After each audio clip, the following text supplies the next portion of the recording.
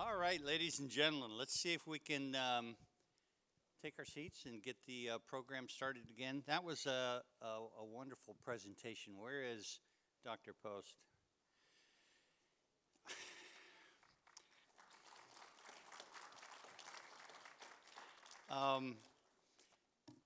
Thank you. Thank you, thank you. All right, we're going to start out the afternoon talking about laboratories. As gemstone traders, and those gemstone traders that came before us,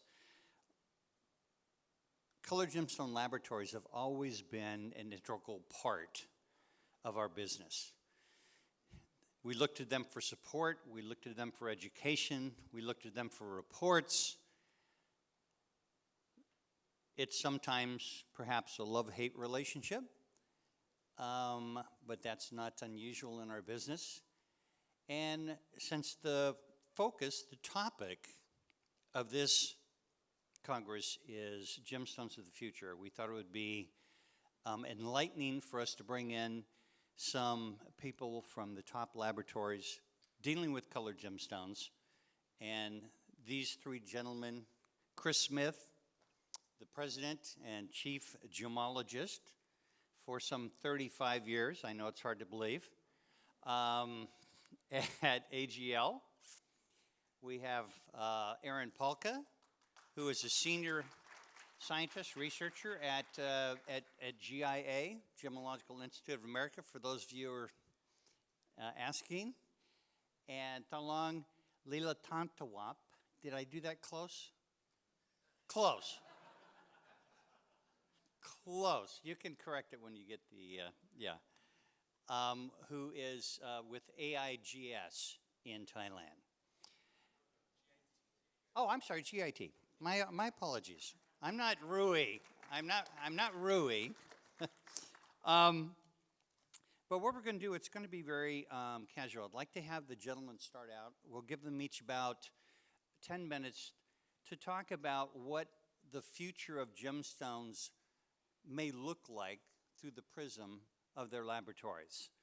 What kinds of things they're working on, what kinds of conditions they see in the laboratory business, what kind of changes might happen, and what kinds of things will not change. We'll take about 10 minutes per each individual, and then we'll have lots of times for questions and answers. So if we could start out, I guess, Chris, with you. Okay, that's. And I'm going to. Is this working? Okay.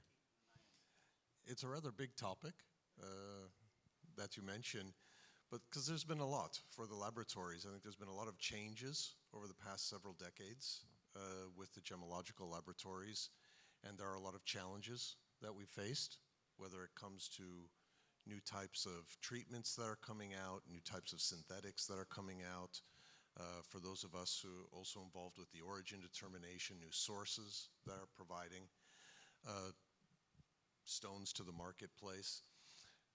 But I think going forward, we're finding we're relying more and more heavily on technology to try and create objective criterion for what we do. But we also have to remember how important the experience side is. So much of gemology, it's a balance of science and art, and we have to kind of understand how this fits to come to the right answer for the stones that are submitted to us. So this is something that we continually face. Again, treatments are something that we have to deal with on a regular basis. To kind of follow up, you and I had a discussion in Tucson where we talked a little bit about the role of laboratories and laboratory reports. And so many of you know me. Some of you who don't, I started my career at GIA.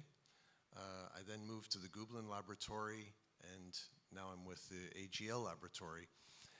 And so in general, I can kind of provide what I think is an overview of the laboratory role, how we kind of see it from the laboratories is what our role is. Because we see how we're very connected, we're all in this industry together, but the laboratories are really there to support the industry. And so we're looking at issues like, is something natural? What mineral is it? Is it natural? Is it man-made? We're also looking at issues like treatments. Has a stone been altered or manipulated in some way? And then for, again, some laboratories, we're looking at issues like origin. But one of the most important things that we do is convey information. So we're just trying to present information in a document to help people make an educated purchase. It's kind of our role to support the industry, but most importantly, to support the consumers. So you have, obviously you have the early parts of the trade, that's a selling part of the industry. The mid, the dealer part, there's purchasing, but also selling. Next level, you start to get to the retailers, and the retailers are then, of course, dealing with the end consumer.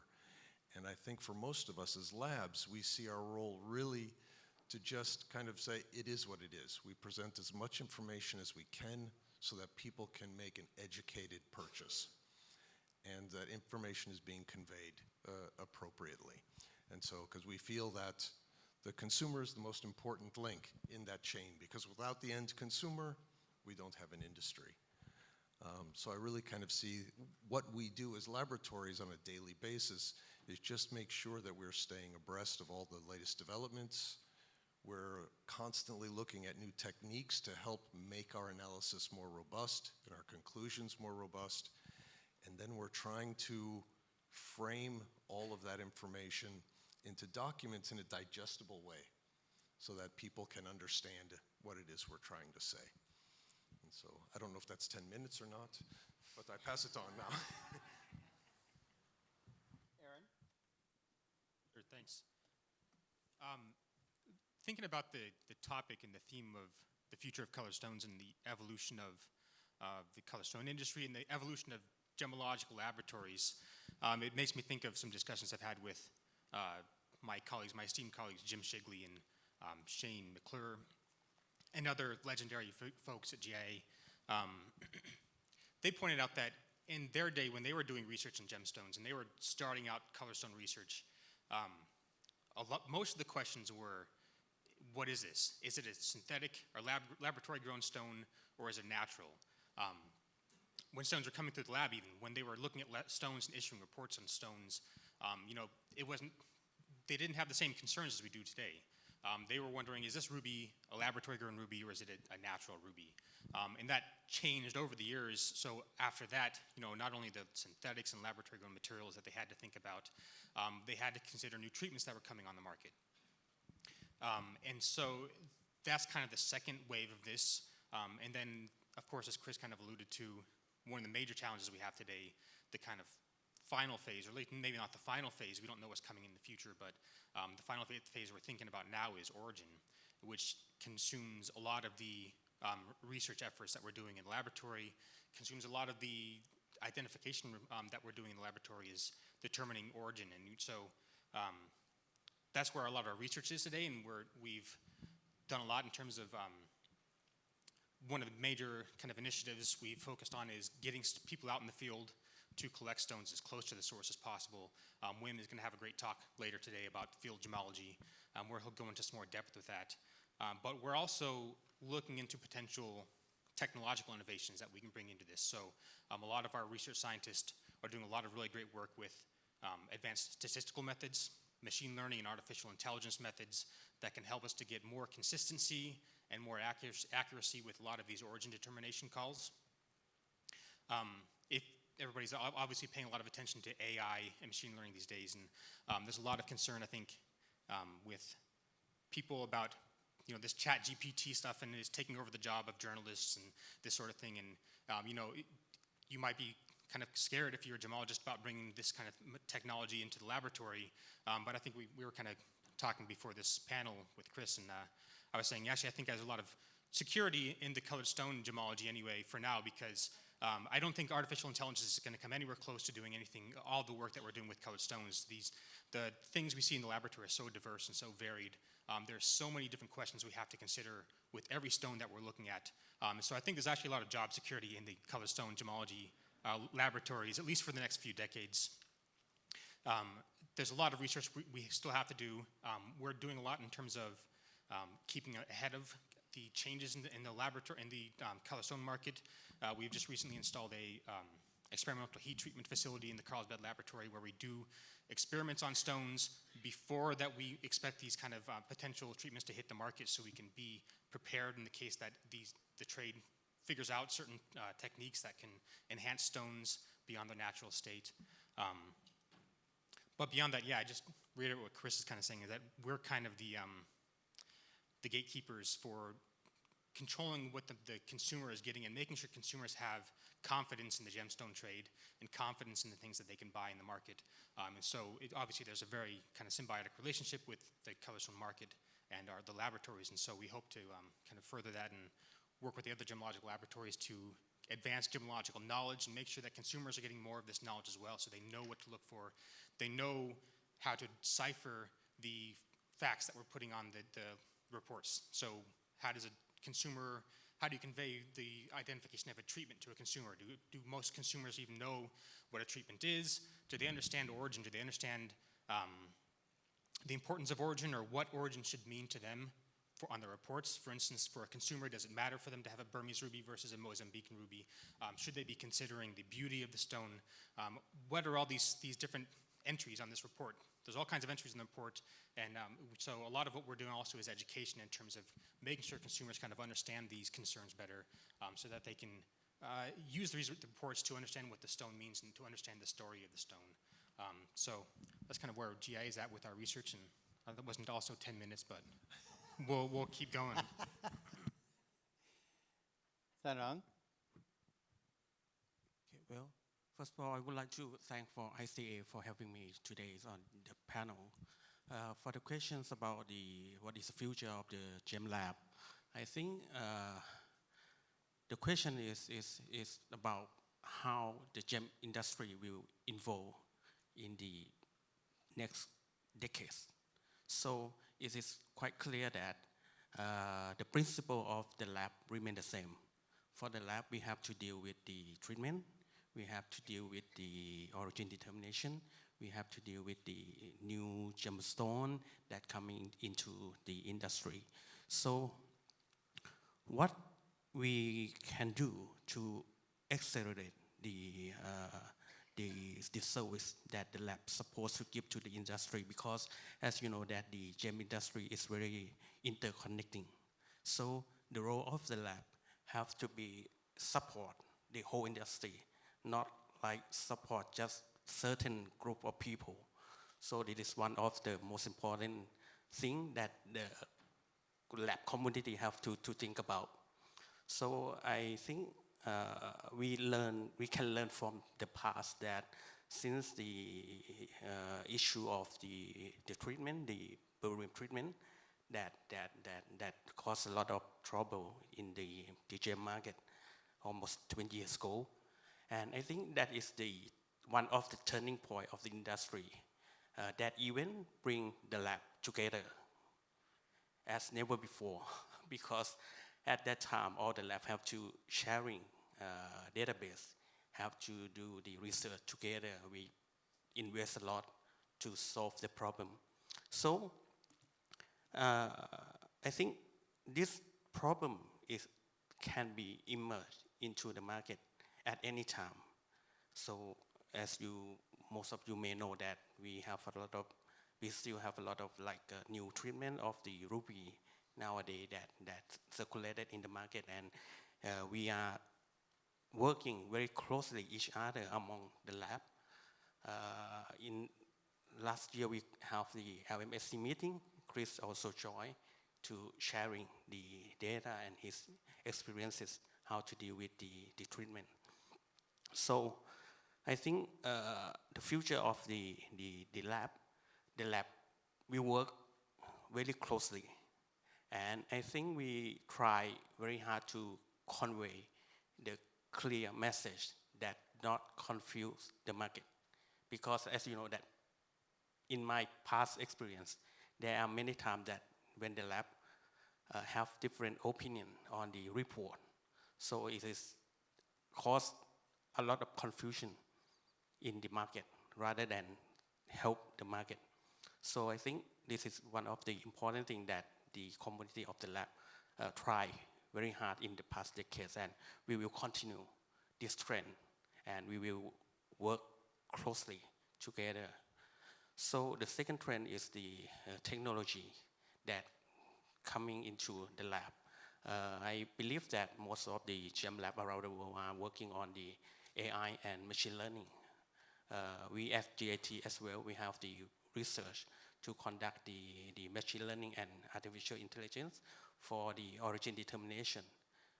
It is because of right now the origin is not just only the marketing tools, it's become like the curious information for show the transparency of the trade. So we got the request that we have like a parcel of 1,000 small stone. They're asking to origin of every single stone. That is incredible for the lab to handle for 1,000 stone, and they need the origin of each stone. So I think this is the time that the AI can play a very important role, because based on the AI and machine learning that we currently developing, we can shorten the time that we consume to make the origin report. In the past, when gemologists have to make decision on the origin, we have to considering many different data on the chemical comparisons and the advanced analytic information. But based on the AI, I think AI can help as the tools for gemologists. I didn't say that it will make decision on behalf of gemologists. They are not human. They are machine. They have certain accuracy. So the final decision still based on gemologists, based on the capability and experience of gemologists for sure. Because for the machine, my personal belief, they still cannot overpass gemologists for this kind of job. We think AI can be like a good assistant for gemologists to that do the work on comparison huge database, and they give us like several choice. Maybe like, for example, like when we have the ruby that we are not so sure about the origin, so we can use the AI. They can be this origin for 95% confident. They have another origin for 85% confidence, something like that. And gemologists have to make decision. They have to look into the inclusion. They have to compare other data, so we can go to the conclusions faster than the past. And also, I think especially in Thailand, when we in the market of the gem producing market, we have a lot of the people who do the treatment all the time. I can say they do it all the time. They keep developing the technique. They keep change the technique to treat the stone. I think for Thailand, especially for the lab in Thailand, we have to really focus on how to deal with the new treatment, because when we face the problem of the new treatment, that if we cannot handle it well, they can mess the whole market very easily. So that is what we try to do. And also another point that for GIT, we also thinking about for the lab, it should be the time to set the standard in the international standard, not just the local standard. Okay, so that is the trend of GIT and our policies for the lab. Good. Well, let's delve a little deeper in some issues here. Obviously, the laboratories are working vigorously to develop strong, consistent databases, introduce technology so that they can learn more and more about the gemstones to help them make decisions about origin, to make decisions about treatments and things like that. I think oftentimes the challenges that we have as traders and beyond us into the market chain is being able to interpret that information. Okay, there's a lot of information that's provided, but it's not necessarily information that, let's say, a salesperson behind a counter can internalize and communicate to their customers. So sometimes we rely upon shortcuts and things like that, and not getting into the database, the chemistry and things like that, but a good example is language. Okay, the language that the laboratories use in their reports. And it comes to pass that the language is changing as we look to the future. There's new descriptions, new color determinations and things that enter the marketplace. Pigeon blood ruby, okay, is a good example. I'd like to hear you guys comment, and perhaps the audience would like to ask some questions about how do you make decisions when you see a marketplace emerging where language is going through changes, and how you integrate that or think about that into the production of the reports that you're doing, because you're trying to serve a client and you're trying to serve the consumer, and sometimes those are a little bit at odds. So I'd like your perspectives on that.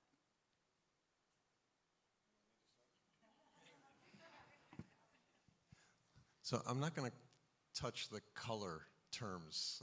I'll let others talk about that, and maybe I'll comment later. But it's, all of the terminology you find on a Gemstone report these days, a lot has changed, even in the time of my career. Because I'm sure Tom remembers this. When I started, we were looking at things, we were doing gem identification with a refractometer, a polariscope, and a desk model spectroscope.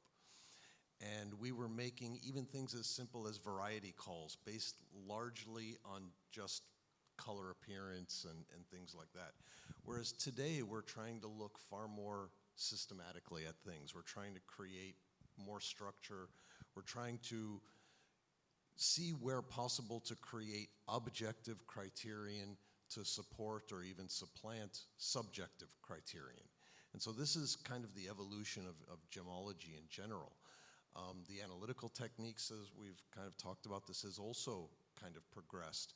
The nature and our understanding of treatments has expanded tremendously, again, over just the course of my career. And so this is something that we're always kind of looking at, and we're always trying to, first we need to understand what's the dynamics of what's happening during from these various treatments, how the treatments are taking place, and then how can we distill this information down into something that we can put on a report which is understandable to the trade, understandable to a consumer. And we even have I can just describe three simple conditions with treatments. We have those conditions, treatments which are readily recognizable. You can teach them easily. Everyone knows how to recognize them. You have treatments that are taking place, but it requires more sophisticated analysis to detect. And then you have those treatments which we're aware that they're happening, but presently we don't even have the technology to be able to recognize when the treatment has been applied or when it hasn't been applied. And so we have to develop kind of terminology to communicate all of these different things. And again, I think it comes back to just conveying as much information as we can in a report so that people make an informed decision. So when they're considering buying something, it's an informed decision. But all of this is something that you see happening. And when it comes to communication between the laboratories, I think, we heard about the LMHC before. The laboratories actually communicate much more than I think the industry realizes. Most of us, we know each other well. We're all colleagues, we're friends, and so we communicate. It may not be in a formal setting, but more in informal settings where we discuss these kinds of things. But we're always looking at how to best present information and things like that. But as far as when it comes to color terms, I'm going to let my colleagues deal with that one. Thanks for that, Chris. So in terms of how we present information and how we change the way we present information, it's a tricky situation, right? Because I think part of what Chris said that I'll kind of repeat is we need objective standards for everything we put on the report. We need objective standards for it. So if somebody comes to us and says, this is a new color of tourmaline and I want you to put this name on the report, that's fine, but is there some objective and consistent and recognized, agreed upon method of determining how to use this new term or how to describe this new process? And that's the tricky part with this is, there are certain terms we use, pigeon blood and cobalt spinel and pyributyramine. These are, fortunately, these things go on a report because fortunately there's some objective standard way we can communicate this information. They are oftentimes traditional names. If you think of it, even a ruby, to an extent, is essentially a trade name, right? It's just the red variety of the mineral corundum. But because it has chromium and because it has this certain color range, it's actually technically a trade name, but it's been something that we've been using for a long, long time, and it's widely agreed upon what a ruby is. So there is some leeway for changing things and for evolving the way we report things on reports.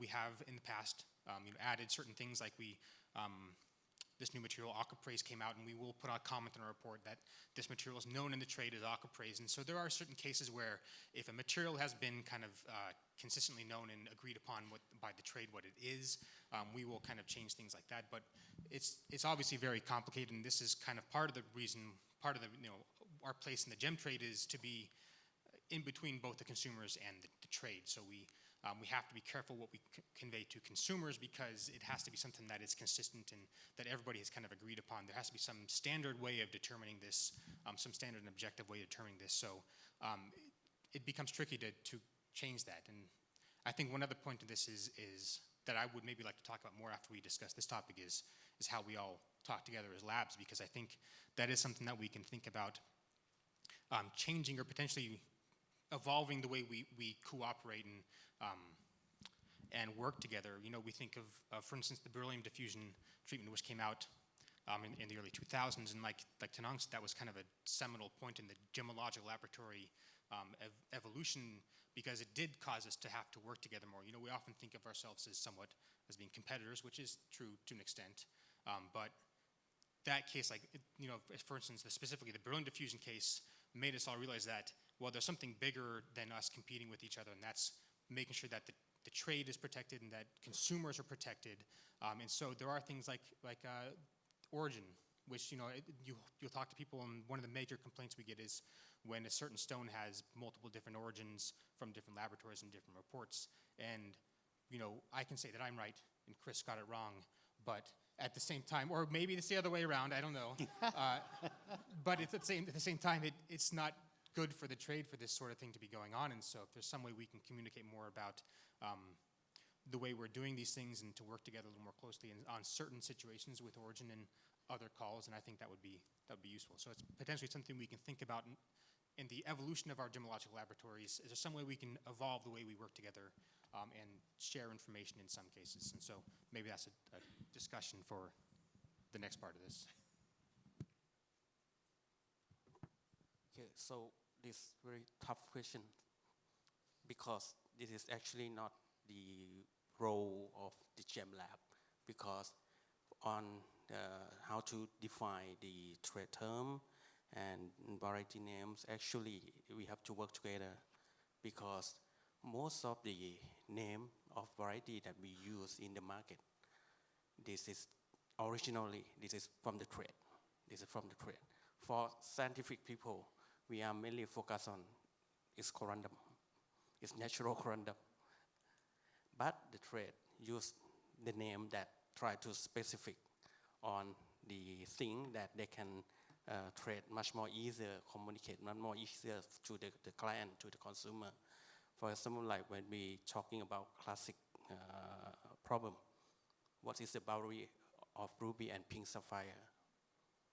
We discussed on the point for more than 25 years, but we still debate on the boundaries. This is one example. And also recently we discussed on how to define the word term emeralds. It's based on the color, it's just green beryl, or it have to be combined with the course of color, and have to be combined with the color tone. It have to not blue, it have to be bluish green, or green, not yellowish green, or something like that. They have a lot of things that we are still discussing.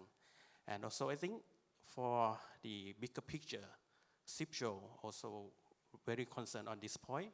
And from the last Congress of CIPJO, they have set the new working group led by Dr. Hanko over there, working on this problem to try to define the term, what is the boundary of trade term and variety names.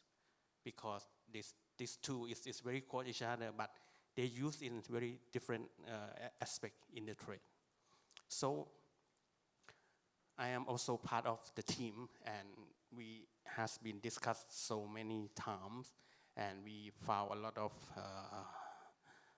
difficulties to conclude what is the real definition of the variety.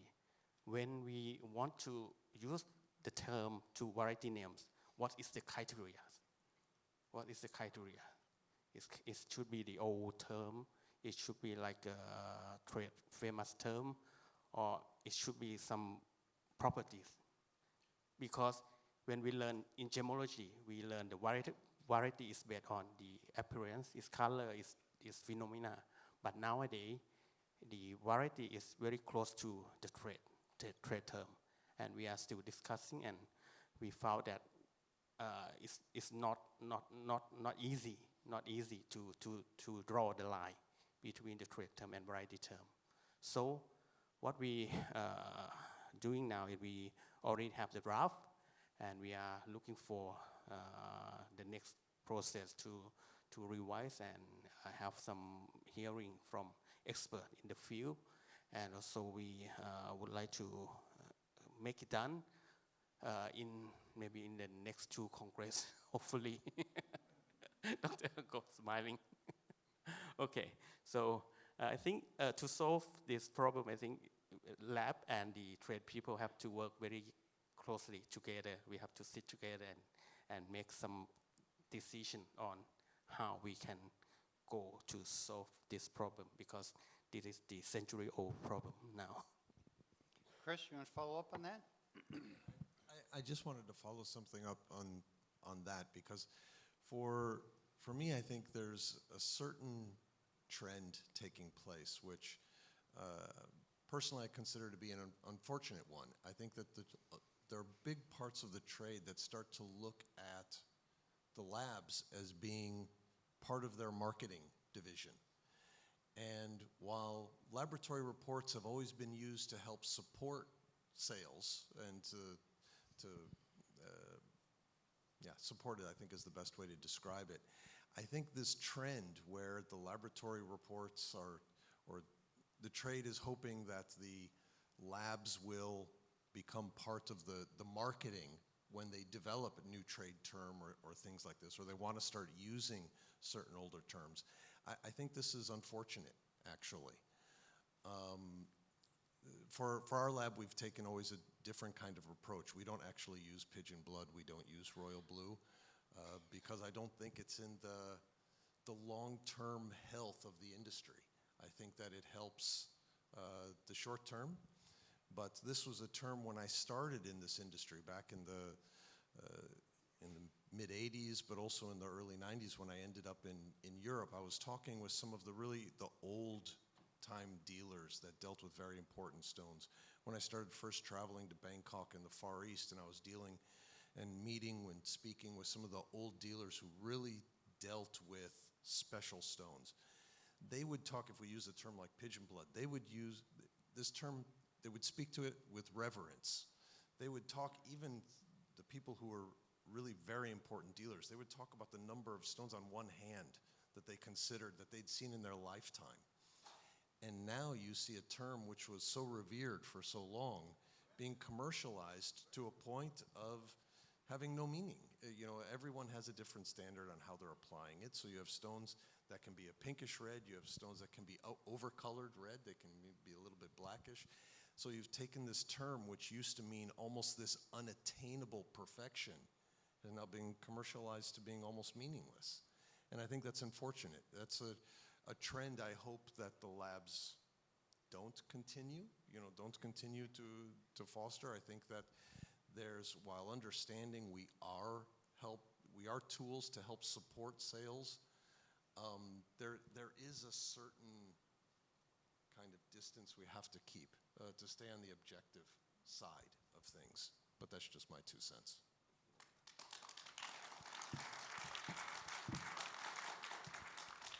Actually, if I can, to support it, Menachem, if you remember, you gave a talk a number of years ago in London where he said he hated this idea of the using pigeon blood until he found out he could make a lot of sales. Now he loves it. And so this is the problem. I think there are a lot of people that kind of in principle agree, but when it comes to the economics, they like the use of it. And that's the balance that we're all trying to figure out. Years ago, there were 10 pigeons a year. Today, there is 1,000 pigeons a day. Where do you find so many pigeons to catch and find them out? Aaron, you have anything to add on that topic? I think Chris's point is well taken. The main thing I think we need to keep in mind is there needs to be, and I think even you will use trade terms like ruby, for instance, is essentially a trade term, right? It's the red variety of the mineral corundum, or emerald is the green variety of the mineral of beryl. So I think the important thing is for laboratories to have standard objective methods of making some of these trade calls and not splitting hairs. I think part of the problem is it comes when we split hairs too much, and when the laboratory can't even determine if it's a red beryl or a red ruby or a pink sapphire, and we can't have labs agreeing between themselves about what is a pink sapphire or a red ruby, then perhaps we shouldn't be splitting it further than that in many cases in terms of finding new varietal calls and applying different trade names without objective standards or different consistent means of determining whether or not these terms should be applied. So I think the point is well taken, but at the same time, we are to an extent beholden by tradition and the terms that the public might know about and the public should be aware of in the way the trade uses the terms. So it is a difficult fence to sit on in some cases between giving the trade what they need in order to communicate to the consumers what the consumers need to know, and then also being consistent and giving consumers straightforward answers about what they're actually getting. So it's not always a kind of a straightforward answer in many cases. Okay, it is, we've got some time left for questions, and I'm sure there's a lot of questions coming from the audience. We're going to initiate some good comments from the panel here. So Yes, good. would good you, as you guys get the microphone, would you introduce yourself so everyone knows who you are? morning. Yeah, Avi Nathanael, Fancy Collection, Far East Limited, Hong Kong. What I'm puzzled with is the fact that when we are selling high-value gemstones today, I need to bring along 3 reports. One report is not enough. And Douglas, to correct you, you said earlier about language. I will call it wording because Tom, when we initially started with the fancy colors, we have a certain wording in the color stone diamonds which already make a very important differentiation in the value of the stones, only by the wording. If they're the pink come before the faint or the faint come before the pink. Now, we mentioned earlier that the pigeon blood issue, while there are other definitions, like you mentioned, which are most or less branded definition, which helps us market at the trade our good. Now, I'm puzzled by the fact that if I want to sell a stone which is above $50,000 per carat, I have to carry 3 reports at least. And I'm puzzled by the fact that some of the labs don't have the same master stones in order to determine some of the for instance, for the pigeon, like Menachem said, too many pigeon blood a day. But basically, wording is important, and I'm puzzled by the fact that every stone, every gem, I keep 2 or 3 reports.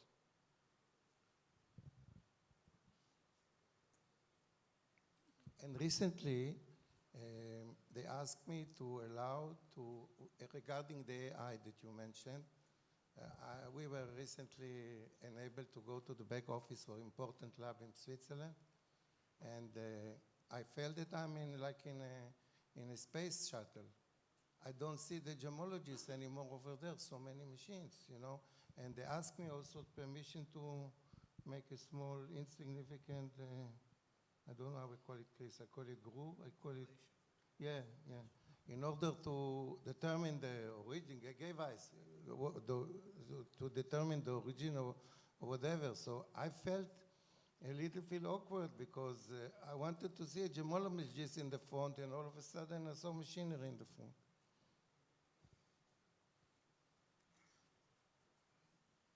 Any response, gentlemen, or shall we take another question, or? Yeah, just maybe a little bit of a response to the final part of that, which is I think the Gemological laboratories are at not a turning point, but a kind of an interesting influx of the traditional methods with the new methods, the new advanced technologies. And so like Thanong was talking about the introduction of artificial intelligence, which I may have been a little bit critical of in my opening remarks, but I think there is a lot of potential for using these techniques, but in collaboration with the gemologist. And so it may not have been obvious in your tour, but we're always using gemologist as the final arbiter of all of the data we're collecting. So even when we're introducing these new techniques, these spectrometers and the fancy instruments that cost $500,000, like the ablation pits that they wanted to put on your stone, that was probably a very important way of determining if that stone was treated. If it was a sapphire that was potentially heated, or even if it was an unheated stone and you were trying to determine origin on it, more and more of these are becoming an integral part of the gemological determination for a stone. So the gemologist, just because of the evolution of the trade, the new techniques, the new treatments that are being introduced, the kind of explosion of different origins that we have to consider for stones, it's very important to have these advanced technologies, even the artificial intelligence and machine learning that can support what the gemologist calls. But always, at the end of the day, it's the gemologist making that final call. Question? Sorry. Just a kind of another comment. I don't know how many of you remember Henry Haney, who was the head of the SSCF laboratory. He used to be asked that question quite a lot about sending a stone to another laboratory. And his response was kind of, he would say it in jest, but it wasn't that far. You know, when you're sick and you go to a doctor, many times you go to another doctor for a second opinion. You want to be sure that the first opinion was right. This is something that is not that unheard of. It's certainly not unique to our industry. You know, if you're talking in the art world, you're going to have experts who are going to validate the provenance of a certain painting. So these kinds of things, they're common across many types of industries. And so I think it's just, when somebody is investing a serious amount of money, they have a right to want to be assured of what they're getting. So I don't think it's necessarily a bad thing. Hi, my name is Richa. I'm a journalist, and I had a quick question for the panel. I recently finished writing an article on responsible sourcing of gemstones, and as part of my research, found myself one Sunday afternoon sitting and going through the Sibjo Blue Book on colored gemstones, and was impressed to see the detailed terminology that was presented in the Blue Book for different treatments. And my question was that when we look at heating, most of the rubies are presented as heated. Some, in the Sibjo Blue Book, it actually says that if it's heated with pressure, it should be HP, and if it's heated in flux, it should be FAH. Have the labs considered that on the report to actually maybe have a notification saying that as per Sibjo guidelines, this would be FAH, or using the CIBJO terminology, because that could be a way of bringing consistency across the terminology for the reports. And the second question was more that would it be fair to present Gem Labs with the analogy of, like, when you go to get a blood test report, the doctor will always say that, okay, always go to the same lab when you're getting your blood test report or your medical workup, so that there's consistency and a doctor can compare. And is that an interesting analogy to consider for colored gemstones? Is that something that you would advise merchants to be more consistent in sticking with one or two labs instead of moving around?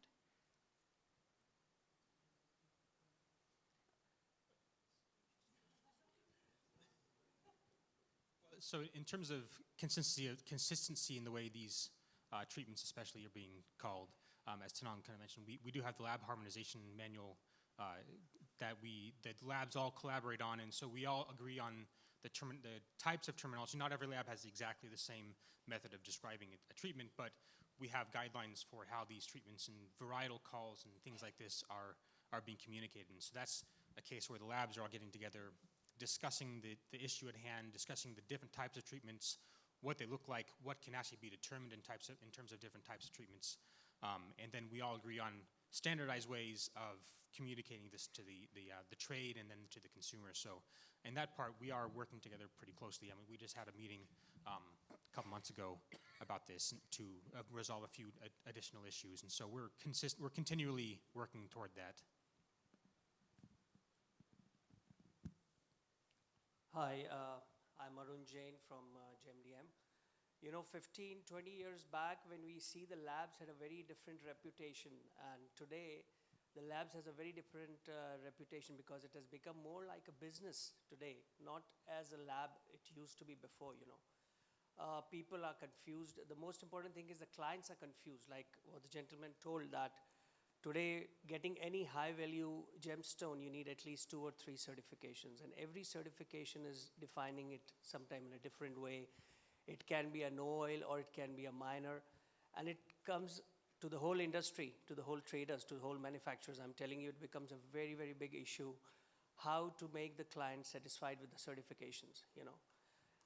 My question is, the most important thing is you cannot have a kind of a standard where you can make certain thing that at least the client gets satisfied with the whole thing, you know. I'm not talking about a color thing. I'm not talking about, it's more important about the treatment of the stones. There are being all the times differences coming in the labs, not even about the heating and non-heating, but even about the origins. So in a way, there should be a certain level of unity among the labs, which you should come up to a level that, you know, we can at least, as a trader, and an end consumer doesn't know anything about the machines. End consumer doesn't know anything about the chemical compositions, anything. He just see the certificate. A certificate coming from AGL, a certificate coming from SSCF or a Googlet. And most of the times we have been facing lots and lots of problems because each and every certification has some different issues coming up. So my basic thing is how you can come up to a certain level of thing that we can at least have a certain grade that we can also satisfy a customer, you know. That's my main question. Chris, I'll let you answer that, but I think that I'd like to expand the context a little bit and make people more uncomfortable, at least these guys. Are the expectations of the trader community too high? Are the expectations unrealistic?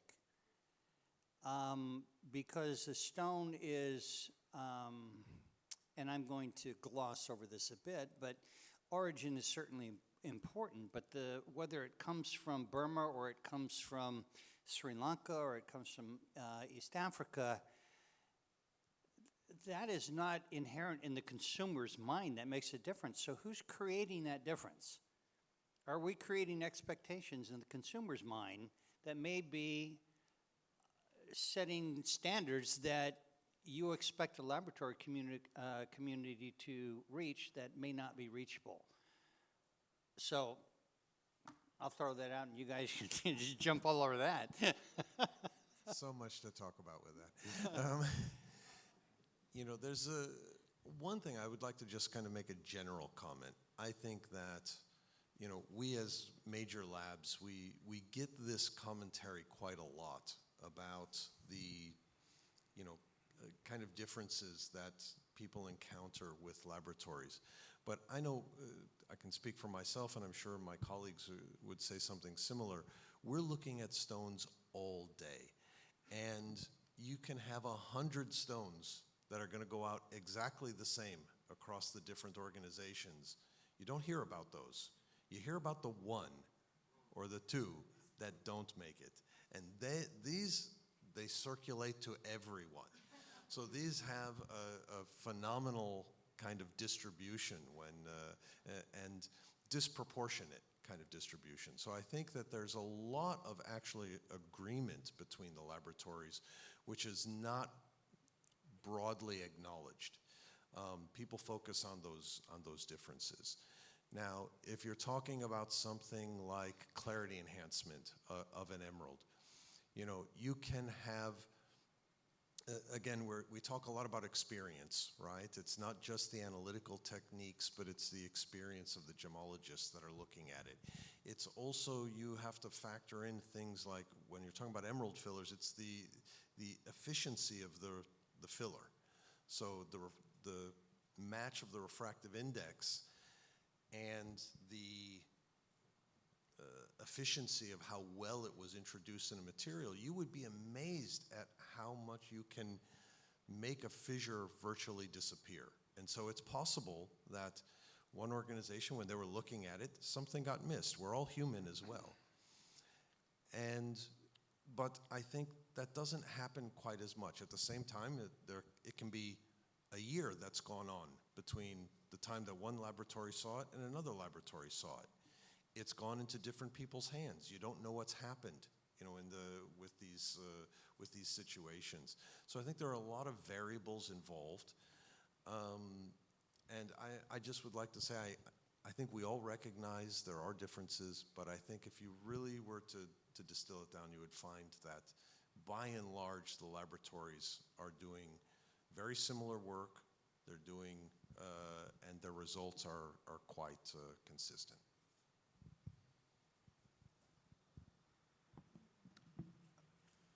Elle? Hi, thank you. I'm Elle Hill, the CEO and founder of Hill & Company, fine jewelry launch and growth experts for diamonds, gemstones, and jewelry.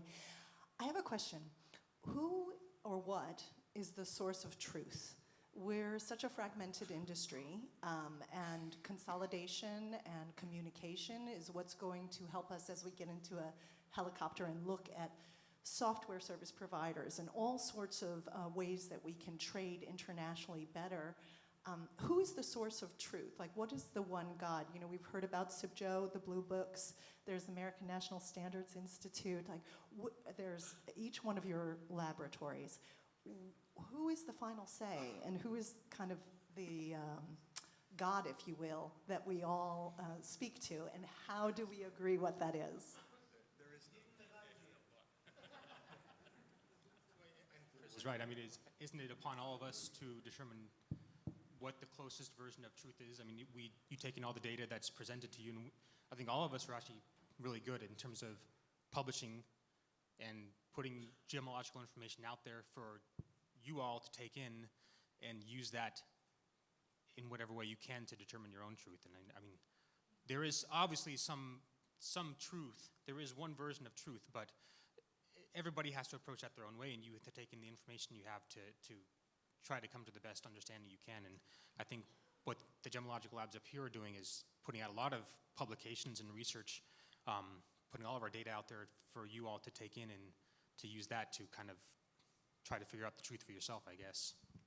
But do each of you, like the CIBJO Blue Book, for example, do all three of your laboratories go, yes, that's what we look to as the standard, or no? Or is there anything that all the laboratories say, this will be the standard?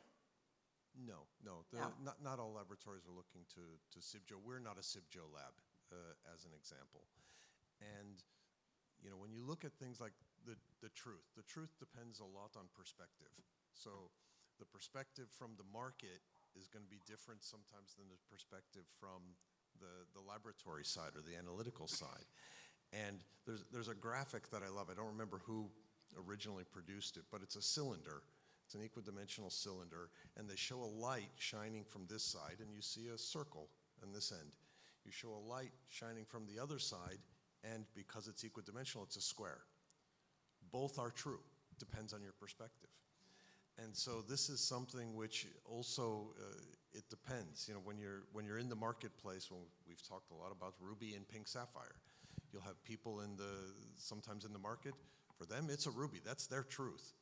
Sometimes you send it to a laboratory and say, no, but from our standards, we see it, we would classify it as a pink sapphire. That's our truth.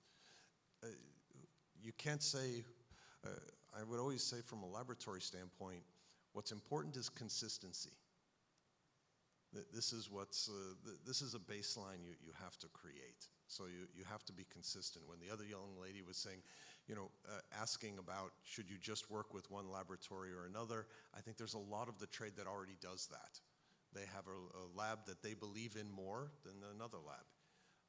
Maybe laboratory X, Y, or Z, but they prefer to work with that laboratory because they believe in what they're doing, their policies, their procedures, and the people behind it. Because remember, everything that we're describing, experience is still very, very important. And so experience is different from person to person. So, anyways, I hope that helps.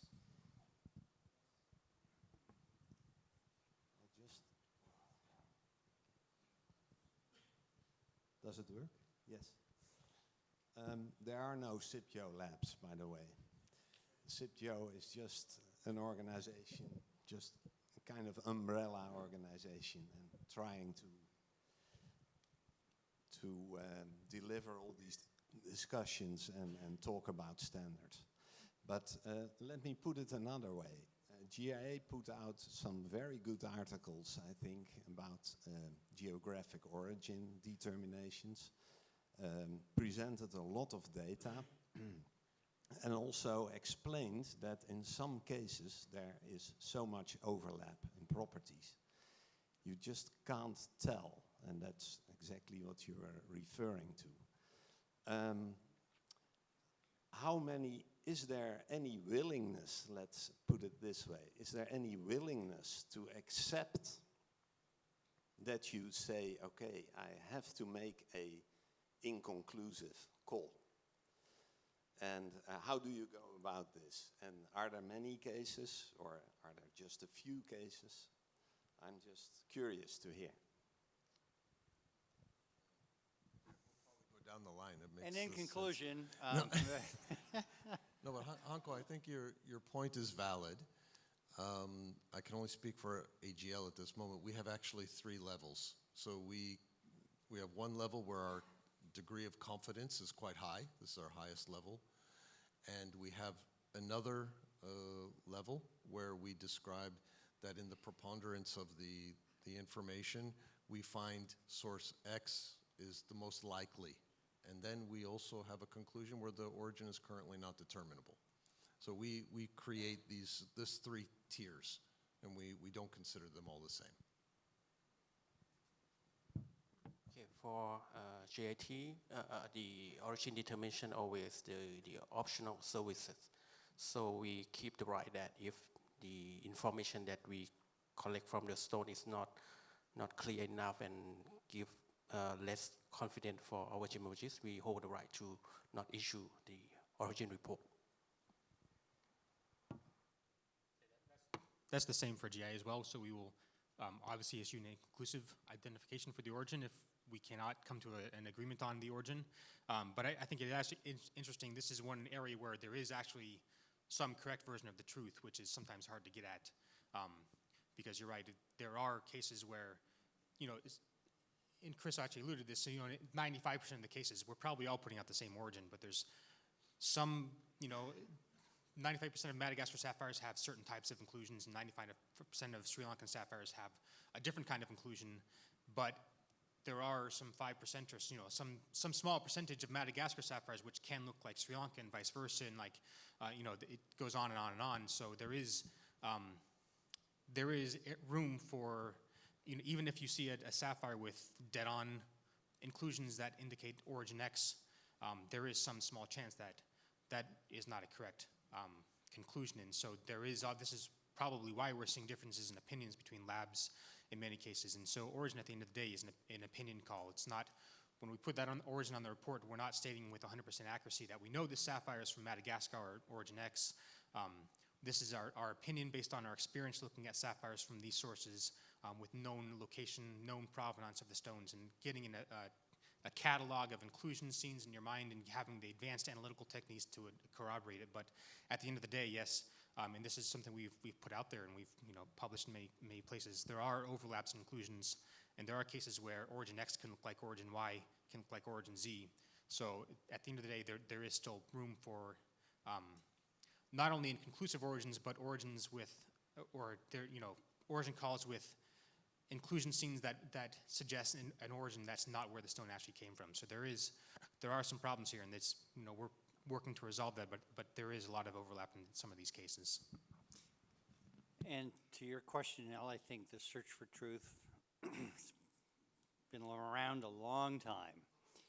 A session like this is absolutely enlightening, and it just makes me want to spend the next 6 sessions talking to you guys. But while we're at dinner tonight, at Belmont's lovely hosted dinner, I think you can search these guys out, bend their ears a little bit.